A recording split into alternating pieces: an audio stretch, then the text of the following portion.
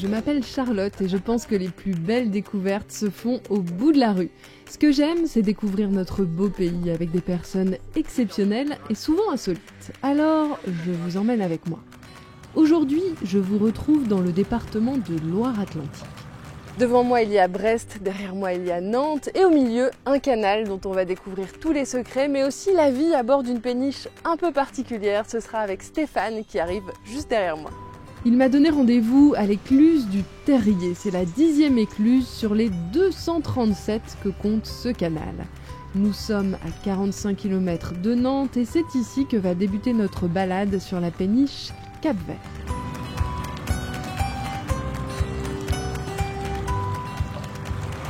Stéphane, tu conduis une péniche bien particulière. La particularité de cette péniche, c'est déjà qu'on l'a construite de A à Z. C'était pas une ancienne, donc c'est une récente.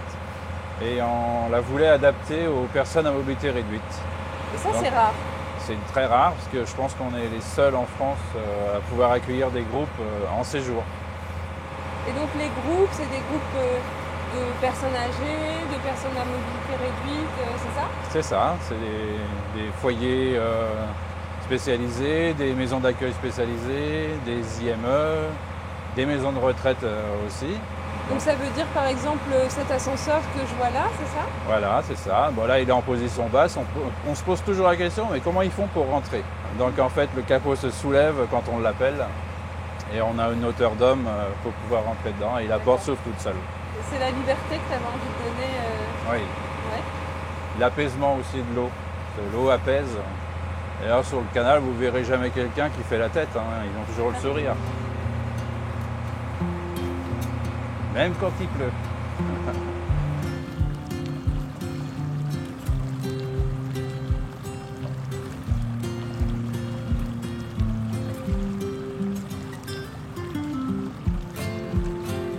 Moi, je peux déjà dire qu'on voit beaucoup de verdure, des animaux et qu'on se sent bien. Voilà, Et c'est qu'est-ce ça. qui se passe après? C'est un dépaysement total. C'est une végétation qui change à chaque virage aussi. Des fois, on va se retrouver avec des marais, d'autres fois enfermé presque dans une forêt. Donc ça change tout le temps. Et toi, après une journée comme ça, quand tu as permis à des gens d'accéder à quelque chose qu'ils ne font pas très souvent, comment tu te sens? En fait, on sent presque, on va dire qu'on donne du plaisir et des vacances. Des vacances qui durent parfois le temps d'un séjour d'une semaine. Ici, Stéphane travaille avec son fils Antoine. À deux, ils s'occupent de tout, de la navigation, des repas et évidemment du passage des écluses qui rythment les journées à bord. Un passage d'écluse, c'est toujours un moment particulier, il faut être un peu plus concentré qu'à d'autres moments. Il faut toujours être plus concentré à l'approche d'une écluse ou d'un pont parce que c'est assez étroit, on a peu de marge de manœuvre. On doit avoir quelque chose comme 7 cm de chaque côté, donc vu la longueur... Ah oui, c'est rien du tout. C'est rien du tout. Et l'éclusier, c'est un personnage qui est hyper important. Très important, oui. Avant, il y en avait à chaque écluse, mais il y a plusieurs écluses qui sont plus gérées par des éclusiers, ou alors ils en gèrent plusieurs. On a encore des contacts humains aussi avec nos éclusiers, et c'est vrai que ça donne le charme aussi du canal. Hein.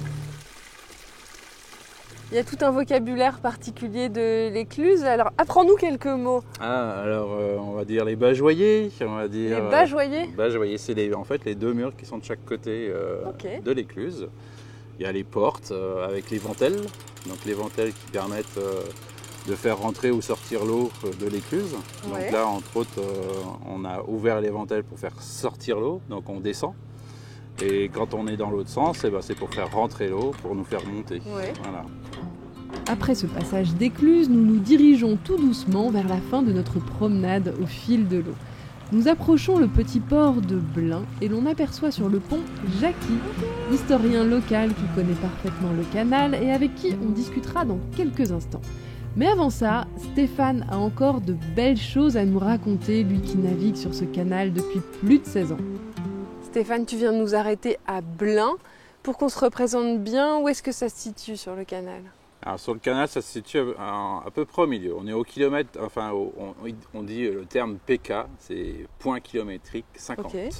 Donc 50, c'est la distance où se trouve Blain par rapport à l'écluse numéro 1 qui se trouve à Nantes. Il se passe des trucs marrants des fois, il y a des petites anecdotes comme ça. On peut en raconter une très récente, c'est-à-dire que on était sur Nantes la semaine passée et on est rentré sur le canal samedi et on a échoué devant l'écluse.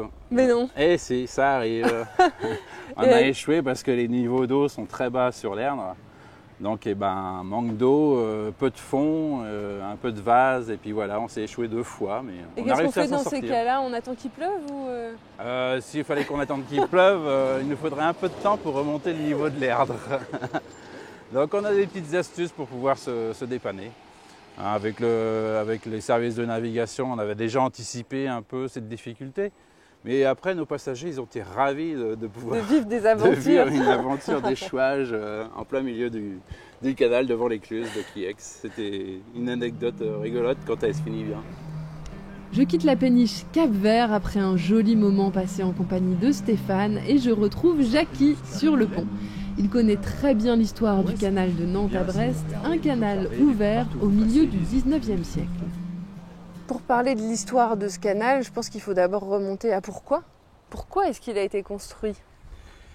Bien sûr, la guerre, les Anglais, les Français, enfin je passe, Napoléon décide de relier les arsenaux, les grandes villes, mais les arsenaux de Nantes et de Brest, donc tenter d'éviter le blocus de la marine anglaise au large des côtes. Et donc voilà, la réalisation de ce canal. Parce qu'évidemment, une route fluviale, ce serait beaucoup plus sûr que la route normale ou que la mer.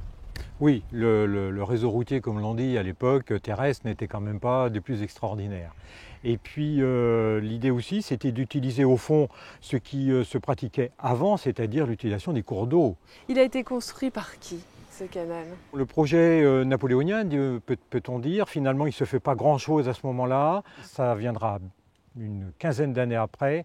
À l'époque, donc, Napoléon n'est plus empereur. Et vraiment, à ce moment-là, il est important de lancer ces grands travaux parce que ça participe aussi, finalement, de donner de l'économie de territoire et ça permet de donner du travail à des populations qui sont très, très pauvres. D'accord. Et donc, déjà, les grands travaux à l'époque, qui sont utilisés pour redynamiser l'économie. Absolument. Et toi, ce canal, si tu devais le définir en quelques mots par rapport à ton ressenti plutôt personnel, qu'est-ce qui te plaît dans ce canal et qu'est-ce qu'il représente pour toi? Dans cette région-ci, assez plate, éloignée de la Loire, c'est le seul territoire, le seul pays où on peut être proche de l'eau, on a quelque chose de romantique là. Et je souhaite d'ailleurs, je tente de convaincre les personnalités, les élus d'importance, d'ouvrir un dossier de classement du canal de Nantes à Brest à l'UNESCO. C'est une œuvre considérable. En voilà un beau projet pour ce canal long de 360 km qui relie la Loire-Atlantique au Finistère.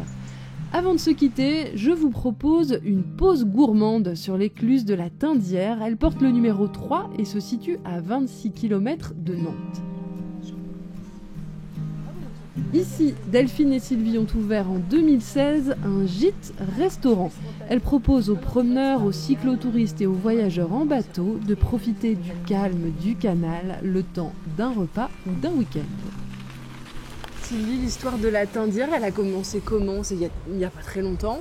Non, en fait, j'étais infirmière, j'avais envie d'une reconversion professionnelle et du coup, j'ai lâché mon travail. Suite en fait à un appel à projet du département, en fait, le département de Loire-Atlantique est propriétaire en fait des maisons éclusières et a décidé de faire un appel à projet pour 2 maisons éclusières. Ça doit être un sacré changement de vie quand même, parce que du coup, tu as vraiment à abandonner ton métier premier pour te consacrer complètement à ça. Ouais, tout à fait. En fait, l'idée en fait est née du fait que j'aime beaucoup voyager à vélo. Et ici, on se situe sur la route de la Vélodyssée, l'Eurovéloroute qui va en fait de Hendaye à Roscoff. Et du coup, ça me paraissait être un projet assez sympathique que d'ouvrir quelque chose pour le tourisme. Est-ce que tu as encore le temps de faire du vélo du coup? Ouais. Ouais. Ah, quand même. Ouais, en fait, je fais toujours des voyages à vélo, un petit peu en décalé, pas en juillet et août, parce qu'ici, il y a beaucoup de monde en fait qui passe. Et alors, ce changement de vie heureuse? Oui, très en fait. Bon, c'est un très gros changement, puisque maintenant, on travaille pour nous. On est voilà, les gérantes de cette maison. Et puis le rythme est différent. C'est quand même un travail très saisonnier. D'avril à fin septembre, voilà, on a beaucoup d'activités. Ce sont de grosses journées.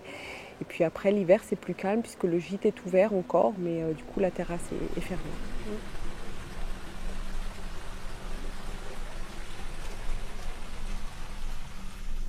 Delphine, ça ressemble à quoi une journée ici? On arrive avec la livraison de pain frais pour préparer le petit déjeuner à nos hôtes qui ont dormi dans notre belle maison éclusière. Et on partage un moment très convivial. Ah, parce que vous mangez aussi avec tout le monde? On ne mange pas forcément, mais on se pose, on écoute, discute. on partage. Ouais. C'est un moment où le climat a été créé et les gens se livrent un peu plus. Il y a beaucoup de récits de voyage et ça, c'est super chouette. C'est des gens qui viennent d'où? Alors, c'est beaucoup de cyclotouristes qui font la Vélodyssée, entre autres, ou le canal de Nantes à Brest, et qui viennent de la France entière, de l'étranger également. C'est chouette ça, de rencontrer plein de gens différents. Ouais, tout à fait. Donc ça, c'est la première étape. Après, quand les gens ont fini leur petit déjeuner, ils repartent en escapade. Et nous, on s'attelle à la réfection des chambres. Et à midi, on ouvre la terrasse. On peut venir même si on n'est pas hébergé ici? Tout à fait. Il y a des locaux aussi qui viennent maintenant. Et on les accueille pour le déjeuner, puisqu'on propose le repas du midi avec des planches charcuterie, fromage ou végétarienne et que des produits locaux et bio si on peut. C'est un cadre de travail plutôt sympa quand même, non? Oui, franchement, le matin, quand j'arrive le matin et que je vois ce canal se réveiller, c'est magique en fait. C'est vraiment quelque chose de très très ressourçant et inspirant pour accueillir les voyageurs. C'est ici que notre balade sur le canal de Nantes à Brest se termine. Quel plaisir de passer du temps avec Delphine, Sylvie, Stéphane ou encore Jackie. Si vous souhaitez plus d'informations et retrouver toutes nos bonnes adresses, vous connaissez le chemin terredefrance.tv. De mon côté, je vous embrasse et je vous retrouve très vite.